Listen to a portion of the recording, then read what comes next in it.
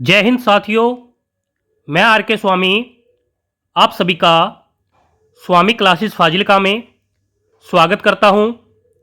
साथियों, आज हम पंजाब स्कूल शिक्षा बोर्ड की 9वीं कक्षा की हिंदी पुस्तक में शामिल कहानी साय का विस्तृत अध्ययन करेंगे।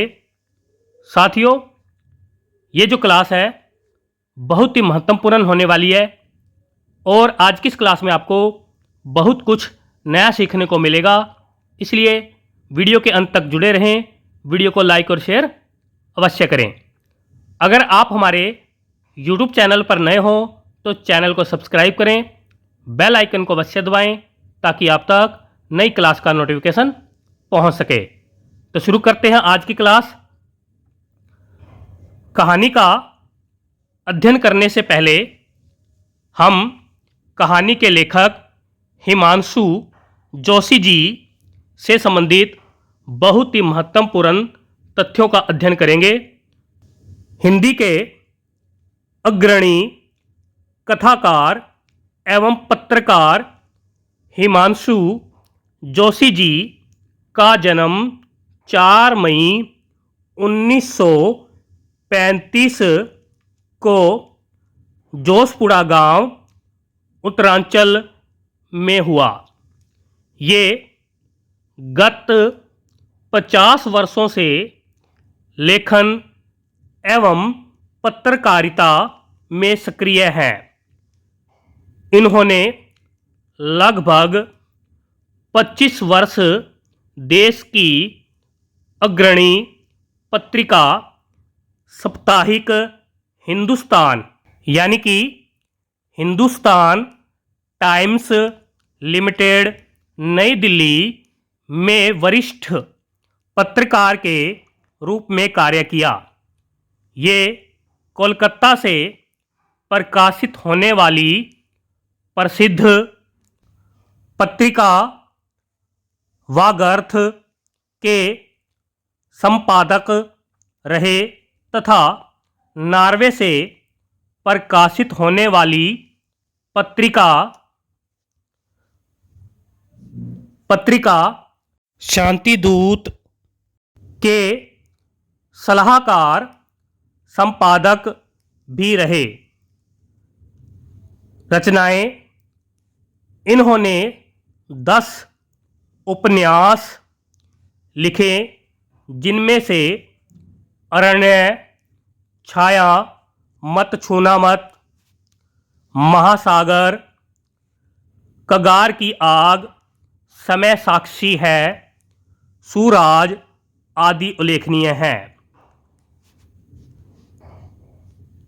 इनके कहानी संग्रह हैं। इन्होंने 18 कहानी संग्रहों की रचना की है, जिनमें हिमांशु जोशी की चुनी हुई कहानियाँ, चर्चित कहानियाँ, आंचलिक कहानियाँ, इस बार फिर बर्फ गिरी तो, प्रतिनिधि, लोकप्रिय कहानियाँ, 71 कहानियाँ, गंधर्व गाथा आदि प्रमुख कहानी संग्रह हैं। कविता संग्रह: अग्नि संभव, नील नदी का वृक्ष, एक अक्षर की कविता आदि कविता संग्रह है। इनके यात्रा वृत्तांत हैं। यात्राएं तथा नॉर्वे, सूरज चमके आधी रात, जीवनी तथा खोज रचनाएं हैं इनकी। अमर शहीद, अशफाक उल्ला खां तथा यातना शिविर में अंडमान की अनकही कहानी है। इनके बाल साहित्य है। इन्होंने बाल साहित्य में भी अनुपम योगदान दिया। 3 तारे, बचपन की याद रही कहानियाँ, सुबह के सूरज, भारत रतन, पंडित गोविंद बल्लभ पंत आदि उल्लेखनीय बाल साहित्य हैं। हिमांशु जोशी जी को उनके हिंदी में अद्वितीय योगदान के लिए उत्तर प्रदेश, बिहार तथा भारत सरकार द्वारा अनेक सम्मानित पुरस्कारों से नवाजा जा चुका है। इन्हें दक्षिण अफ्रीका में जोहान्सबर्ग में 9वें विश्व हिंदी सम्मेलन में विशेष रूप से सम्मानित किया गया। भारत सरकार के विभिन्न मंत्रालयों में ये हिंदी सलाहकार समितियों के सदस्य रहे हैं। ये प्रधानमंत्री की अध्यक्षता में गठित केंद्रीय हिंदी सलाहकार समिति के साथ साथ संसदीय कार्य मंत्रालय तथा मानव संसाधन मंत्रालय की हिंदी सलाहकार समिति के सदस्य भी रहे।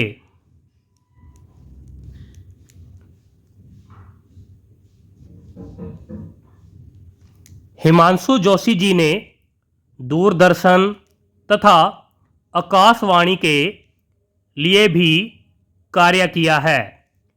इनके उपन्यास सूराज पर आधारित फिल्म सूराज ने इंडियन पैनोरमा के अंतर्गत अंतर्राष्ट्रीय फिल्म समारोह में भारतीय फिल्मों का प्रतिनिधित्व किया। शरत चंद्र चट्टोपाध्याय के सुप्रसिद्ध बंगला उपन्यास चरित्रहीन का रेडियो सीरियल निर्देशित किया। इन्होंने हिंदी के प्रचार प्रसार हेतु अमेरिका, दक्षिण Africa, Norway, Sweden, Denmark, Germany, France, Nepal, Britain, Mauritius, Trinidad, Thailand, Suriname, Netherland, Japan, Korea आदि देशों में यात्राएं की है।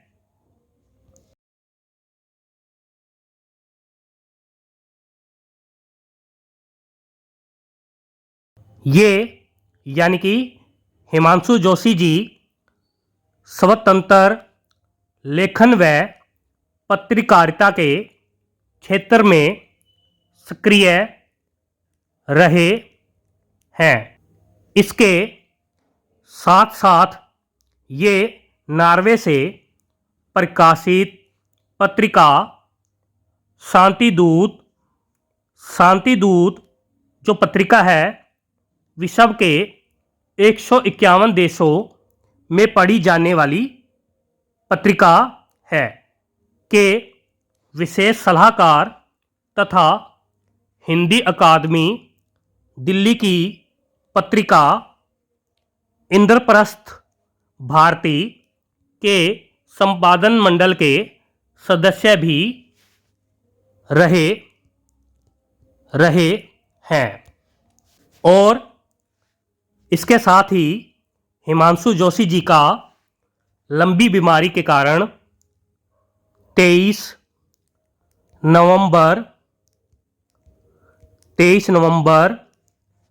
2018 को इनका निधन हो जाता है। तो सभी साथी याद कर लेंगे। आगे देखते हैं। साय कहानी बहुत ही महत्वपूर्ण कहानी है। सभी साथी जुड़े रहें, बहुत कुछ नया सीखने को मिलेगा। बहुत ही अच्छी कहानी है। तो शुरू करते हैं। नन्हे नन्हे दूध मुहे बच्चे, अकेली रुगण पत्नी, रुगण यानी बीमार पत्नी, नाते रिश्ते का ऐसा कोई नहीं जो जरूरत पर काम आ सके। पति सुदूर अफ्रीका में अस्पताल में बीमार, महीनों तक कोई पत्तर नहीं। हर रोज वे रंग बिरंगे टिकटों वाले पत्तर की राह देखते, परंतु डाकिया भूल से भी इधर झांकता न था। हाँ, बहुत लंबे अरसे के बाद एक दिन एक पत्तर मिला। बड़ा अजीब सा था यह, बहुत करुण, बहुत दर्द भरा। नैरोबी के किसी अस्पताल से लिखा था। रंग भेद के कारण पहले यूरोपियन लोगों के अस्पताल में जगह नहीं मिली, किंतु बाद में कुछ कहलवाने पर स्थान तो मिला, पर इस अनावश्यक विलंब के कारण रोग काबू से बाहर हो गया है। डॉक्टरों ने ऑपरेशन की सलाह दी है, किंतु उनमें भी अब सार लगता नहीं।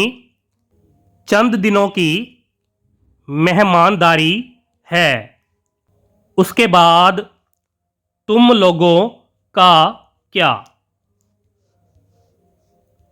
होगा? कुछ सूझता नहीं। पास होते तो, लेकिन भरोसा रखना, भगवान सबका रखवाला है। जिसने पैदा किया है वह परवरिश भी करेगा।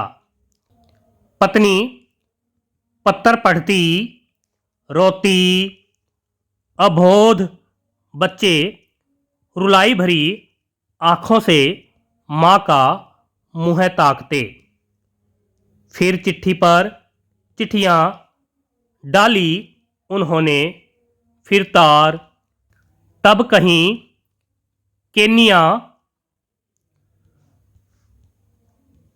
केनिया की मोहर लगा एक विदेशी लिफाफा मिला। लिखा था, परमात्मा का ही यह चमत्कार है कि हालत सुधर रही है, एक नया जन्म मिला है। थोड़े दिनों बाद फिर पत्र आया, पहले की ही तरह किसी से बोलकर लिखवाया हुआ। हालत पहले से अच्छी है, चिंता की अब कोई बात नहीं। हमेशा की तरह कुछ रुपए भी पहुंच गए इस बार। बच्चों के मुरझाए मुखड़े खिल उठे। रुग्ण पत्नी यानी कि बीमार पत्नी का स्वास्थ्य तनिक सुधार की ओर बढ़ा। चिट्ठियाँ नियमित रूप से आती रही, रुपए भी पहुँचते रहे। उसने लिखा था, हाथ के ऑपरेशन के बाद अब वह पत्र नहीं लिख पाता, इसलिए किसी से लिखवा लेता है। इधर एक नया टाइपराइटर खरीद लिया है उसने। अपने कारोबार का भी कुछ विस्तार कर रहा है। धीरे धीरे कुछ नई जमीन खरीदने का भी इरादा है। शहर के पास एक फार्म हाउस की योजना है। घर के बारे में, पत्नी के बारे में, बच्चों की पढ़ाई के बारे में कितने ही प्रश्न थे। बड़ी उत्साहजनक बातें थी। विस्तार से इतना अच्छा पत्र पहले कभी भी न आया था। सबको स्वाभाविक रूप से प्रसन्नता हुई। डूबती नाव फिर पार लग रही थी धीरे धीरे। लगभग 3 वर्ष बीत गए। घर की ओर से पत्थर पर पत्थर जाते रहे कि अब उसे थोड़ा सा समय निकाल कर कभी घर भी आना चाहिए। बच्चे उसे बहुत याद करते हैं, उसे देखने भर को तरसते हैं। जो जो हिदायतें चिट्ठियों में लिखी रहती है उनका अक्सरशः पालन करते हैं। माँ को किसी किस्म का कष्ट नहीं, किसी किस्म का कष्ट नहीं देते। कहना मानते हैं, पढ़ने में बहुत मेहनत करते हैं। अज्जू कहता है कि बड़ा होकर वह भी पापा की तरह अफ्रीका जाएगा, इंजीनियर बनेगा, पापा के साथ खूब काम करेगा। अब वह पूरे 12 साल का हो गया है। 6ठी कक्षा में सबसे अव्वल आया है। मास्टर जी कहते हैं कि उसे वजीफ़ा मिलेगा, उसी से अपनी आगे की पढ़ाई जारी रख सकता है। तनु अब 18 पार कर रही है। उसका भी ब्याह करना है। कहीं कोई अच्छा सा लड़का अपनी जात बिरादरी का मिले तो चल सकता है। चिट्ठी के जवाब में बहुत सी बातें थी। लिखा था कि इस समय तो नहीं, हाँ अगले साल तनु के ब्याह पर अवश्य पहुँचेगा। योग्य वर तो यहाँ भी मिल सकते हैं, पर विदेश में, अफ्रीका जैसे देश में लड़की को ब्याहने के पक्ष में वह नहीं है। दहेज की चिंता न करना, वहीं वर की खोज करना। वर की तलाश में अधिक भटकने की आवश्यकता न हुई। आसानी से खाता पीता घर मिल गया। शायद इतना अच्छा घराना न मिलता, लेकिन इस भ्रम से कि कन्या का बाप अफ्रीका में सोना बटोर रहा है, सब सहज हो गया। शादी की तिथि निश्चित हो गई। नैरोबी से पत्र आया कि वह समय पर पहुंच रहा है। गहने कपड़े सब बनवाकर वह साथ लाएगा, लेकिन शादी के समय वह चाहकर भी पहुंच नहीं पाया। विवशताओं से भरा लंबा पत्र आया कि इस बीच जो एक नया कारोबार शुरू किया है उसमें मजदूरों की हड़ताल चल रही है। ऐसे संकट के समय में यह सब छोड़कर वह कैसे आ सकता है। हाँ, गहने कपड़े और रुपये भिजवा दिए हैं। वर वधू के चित्र उसे अवश्य भेजें, वह प्रतीक्षा करेगा। खैर, ब्याह हो गया धूमधाम के साथ। विवाह के सारे चित्र भी भेज दिए। अज्जू ने इस वर्ष कई इनाम जीते। हाई स्कूल की परीक्षा में जिले में सर्वप्रथम रहा। खेलों में भी पहला, बहुत से सर्टिफिकेट मिले, वजीफ़ा मिला। इनाम में मिली सारी वस्तुओं के फ़ोटो वे पापा को भेजना न भूले।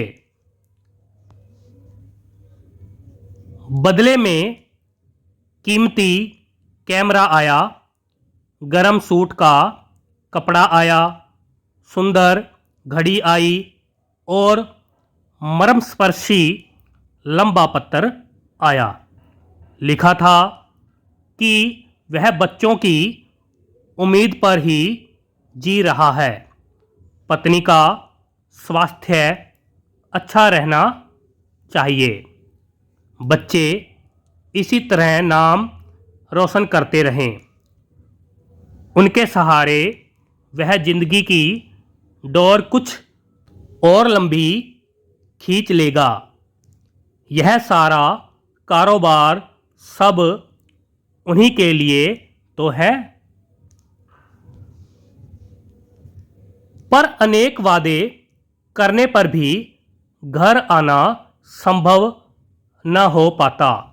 हर बार कुछ न कुछ अड़चने आ जाती और उसका जाना स्थगित हो जाता। पाँवों पर पंख बांधकर समय उड़ता रहा अबाध गति से। बच्चों ने लिखा कि यदि उसका इधर आ पाना कठिन हो रहा है तो वे ही सब अफ्रीका आने की सोच रहे हैं। कुछ वर्ष वहीं बिता लेंगे। उत्तर में केवल इतना ही था कि काम बहुत बढ़ गया है। नैरोबी, मोम्बासा के अलावा अन्य स्थानों पर भी उसे नियमित रूप से जाना पड़ता है।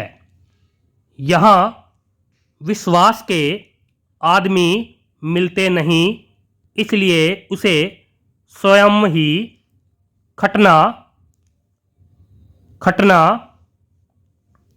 पड़ता है। यहाँ की आबो हवा यानी कि जलवायु, बच्चों की पढ़ाई, अनेक प्रश्न थे।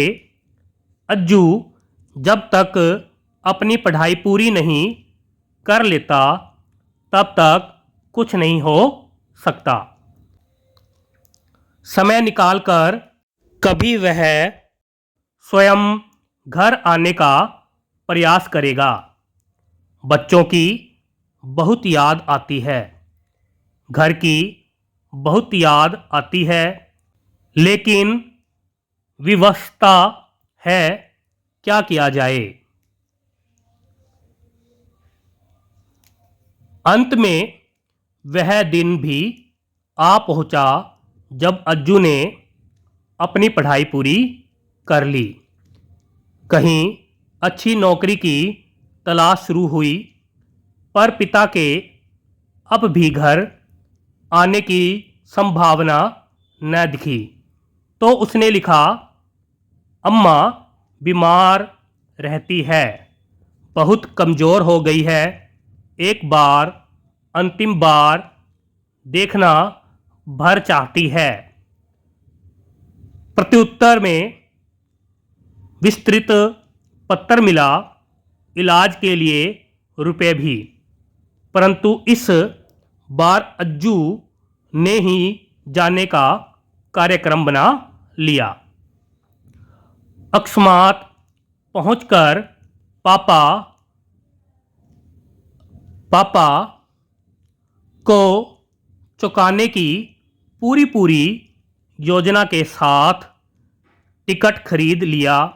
पासपोर्ट, वीज़ा भी सब देखते देखते बन गया और एक दिन दिल्ली से वह विमान से रवाना भी हो गया। उसके मन में गहरी उत्कंठा थी कि पापा उसे देखकर कितने चकित होंगे। उन्होंने कल्पना भी न की होगी कि एकाएक वह इतनी दूर एक दूसरे देश में इतनी आसानी से आ जाएगा।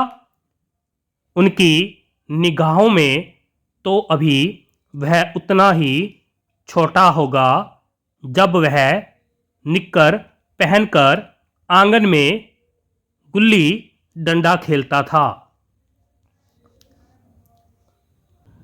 नैरोबी के हवाई अड्डे पर उतरकर वह सीधा उसी पते पर गया जो पत्र में दिया हुआ था, परंतु वहाँ ताला लगा था। हाँ, उसके पिता की पुरानी धुंधली नेम प्लेट अवश्य लगी थी। आसपास पूछताछ की तो पता चला कि एक वृद्ध भारतीय अप्रवासी अवश्य यहाँ रहते हैं। रात को देर से दफ्तर से घर लौटते हैं। किसी से मिलते जुलते नहीं, निपट अकेले हैं। वह बाहर बरामदे में रखी बेंच पर बैठा प्रतीक्षा करता रहा। रात को एक बूढ़ा व्यक्ति ताला खोलने लगा तो देखा एक युवक सामान के सामने बैठा ऊँघ रहा है। उसका नाम धाम पूछा तो उसे अपनी बाहों में भर लिया। बड़े उत्साह से उसका स्वागत किया। भोजन के बाद वे उसे अपने कमरे में ले गए। दीवार की ओर उन्होंने इंगित किया।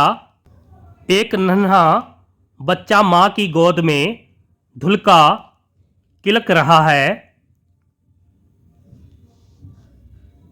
यह किसका चित्र है?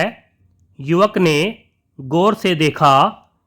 कुछ झेपते हुए कहा, मेरा? वृद्ध इस बार कुछ और जोर से खिलखिलाए, मेरे बच्चे, तुम इतने बड़े हो गए हो। सच, कितने साल बीत गए, जैसे कल की बात हो। उन्होंने उसके चेहरे की ओर देखा। तुम शायद नहीं जानते, तुम्हारे पिता का मैं कितना जिगरी दोस्त हूँ। कितने लंबे समय तक हम साथ साथ रहे, दो दोस्तों की तरह नहीं, सगे भाइयों की तरह। उसी ने मुझे हिंदुस्तान से यहाँ बुलाया था। बड़ी लगन से सारा काम सिखलाया। साथ साथ सांझे में हमने यह कारोबार शुरू किया। नैरोबी की आज यह एक बहुत अच्छी फर्म है। यह सब उसी की बदौलत है। कहते कहते वह ठिठक गए। उसका हाथ अपने हाथों में थामते हुए बोले, तुम्हारी माँ कैसी है? अज्जू ने कहा, अच्छी है। भाई बहन सब ठीक हैं? कहीं कोई कठिनाई तो नहीं? अज्जू ने कहा, नहीं, सब ठीक है। बस यही मैं चाहता था। यही? हौले से उन्होंने उसका हाथ सहलाया। देर तक शून्य में पलके टिकाए कुछ सोचते रहे। कुछ क्षणों का मौन भंग कर खोए खोए से बोले, देखो बेटे, तिनकों के सहारे तो हर कोई जी लेता है, लेकिन कभी कभी हम तिनकों के साए मात्र के आश्रय भंवर से निकलकर किनारे पर आ लगते हैं। हमारा जीवन कुछ ऐसे ही तंतुओं के सहारे टिका रहता है। यदि वे टूट जाए, छिन छिन होकर बिखर जाए, तो पल भर में पानी के बुलबुलों की तरह सब समाप्त हो जाता है। जरा सोचो बेटे, वे खांसे, अगर तुम्हारे पिता की मृत्यु आज से 10-15 साल पहले हो जाती तो क्या होता? भले ही वे एक अच्छी रकम तुम्हारे नाम छोड़ जाते। उन्होंने युवक के असमंजस में डूबे गंभीर चेहरे की ओर देखा। रुपए रेत में गिरे पानी की तरह कहीं विलीन हो जाते और तुम अनाथ हो जाते। तुम्हारी माँ घुल घुल कर कब की मर चुकी होती। तुम इतने हौसले से पढ़ नहीं पाते। जहाँ तुम आज हो वहाँ तक नहीं पहुँच पाते। निराशा की, हताशा की, असुरक्षा की इतनी गहरी खाई में होते कि वहाँ से अंधेरे के अलावा और कुछ भी न दिखता। तुमको उन्होंने अपने सूखे होठों को जीभ की नोक से भिगोया। हम दुर्बल होते हुए, असहाय, अकेले होते हुए भी कितने कितने बिहड़ वनों को पार कर जाते हैं। सहारे की एक अदृश्य डोर के सहारे उनका गला भर आया। तुम्हारे पिता तो तभी गुजर गए थे। अपने साझे कारोबार से उनके ही हिस्से के पैसे तुम्हें नियमित रूप से भेजता रहा। कितने वर्षों से मैं इसी दिन के इंतजार में था। अब तुम बड़े हो गए हो। अपने इस कारोबार में मेरा हाथ बटाओ। तुम सरसब्ज हो गए। मेरा वचन पूरा हो गया जो मैंने उसे मरते समय दिया था। उनका गला भर आया। डबडबाई आँखों से वे दीवार पर टंगे एक धुंधले से चित्र की ओर न जाने क्या क्या सोचते हुए देखते रहे। यहीं पर यह कहानी समाप्त हो जाती है। आशा करता हूँ कि कहानी आपको अच्छी लगी होगी और इस कहानी से आपको बहुत कुछ नया सीखने को मिला होगा। इसी प्रकार से निरंतर अध्ययन करने के लिए चैनल को सब्सक्राइब करें, बेल आइकन को अवश्य दबाएं ताकि आप तक नई क्लास का नोटिफिकेशन पहुंच सके। तो मिलते हैं अगली क्लास में, तब तक के लिए जय हिंद।